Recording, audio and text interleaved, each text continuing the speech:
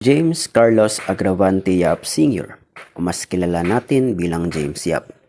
Dahil sa kanyang pambihirang galing lalo na sa mga big games ay binansagan siya bilang Big Game James.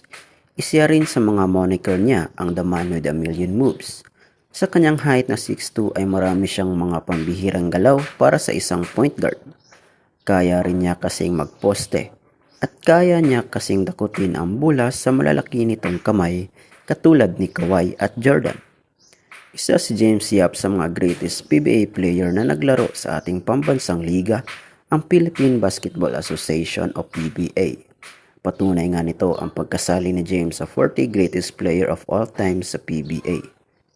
Lumaki sa Escalante sa Negros Occidental. Isa si James sa mga best promising player sa Iloilo noong late 90s. Sa galing nga na pinakita nito ay muntik na siyang naging pro player para sa Negros Slashers sa NBA. Ngunit, pinili niya ang college at naglaro para sa UE or University of the East para mapolish pa ng husto ang galing nito.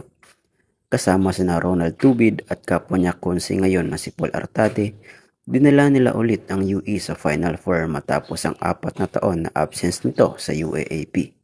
Hindi man nag-translate ng championship ang 2 taon ni James, naging miyembro naman ito ng mythical team at sa huling taon niya ay nauwi niya ang MVP. Nag-PBL muna si James bago pumasok sa PBA at nag-uwi ng ilang kampyonato bago siya kunin bilang second overall pick ng Pure Food Tinder Juicy Hot Dogs. Sa pagdating ni James sa Pure Foods ay siya agad ang naging focal point ng opensa. At sa sophomore niya ay nauwi na niya ang kampyonato sa All-Filipino Cup at nauwi rin niya ang PBA MVP Award. Ang pinaka-presteryosong kampyonato nila ay noong kasama ni James ang long-time PBA teammates ito na sina PG Simon at Mark Pingris sa pangunguna ni Coach Tim Cone at nauwi nila ang Grand Slam noong 2014 to 2015 season sa PBA. Yung pagkuha ng lahat o ng 3 conference sa isang season.